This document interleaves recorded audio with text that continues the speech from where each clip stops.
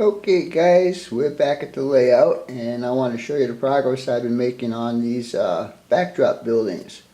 The first one back there is called State Line Farming Equipment. And then we're going to move on to this guy.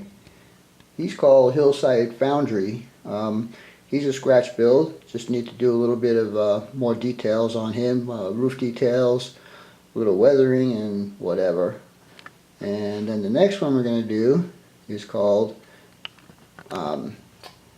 Variety Printing.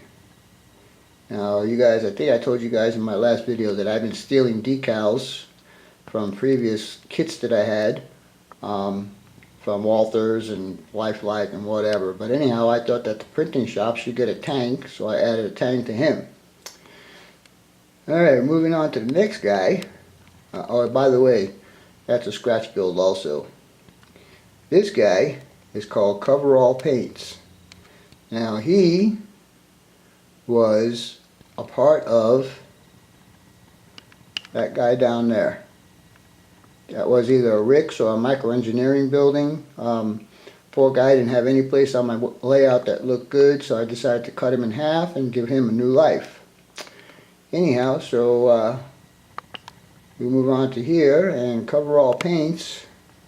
I did, my usual details on there. I did the windows as I showed in my other video, and I did, this one has a gas meter and electrical meter.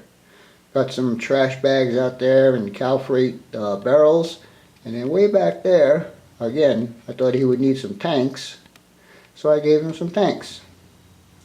And finally, we move on to Invincible Furniture. Again, decals stole from another kit. I believe that was a Walthers kit also. But I wanted to point something out.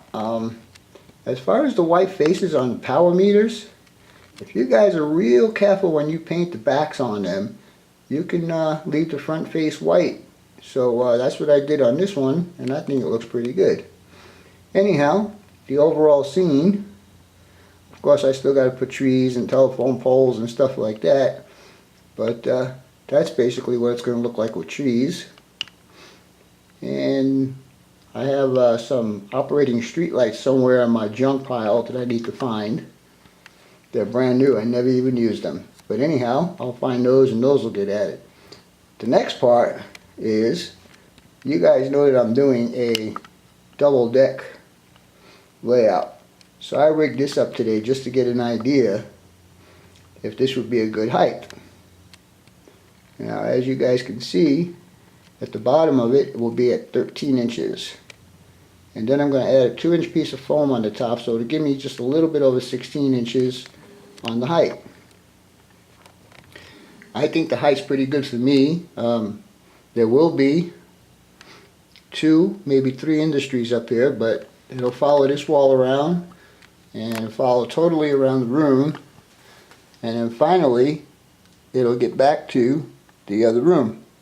And I'm trying to do this without getting my ugly body in the way, but anyhow, that's the way it goes. And then as we come back around this way, we are up here, and we will be at the same height towards on the back side there. And then this is where my halos will be. Plus I'm going to have a return loop on this outside line right here. I was notified today that my track is in the mail, so hopefully by the end of the weekend I'll have my return loop hooked up. Anyhow, your suggestions and input on this height situation will be appreciated. So please let me know what you think. And for now, that's all folks. BNSF 6951 out.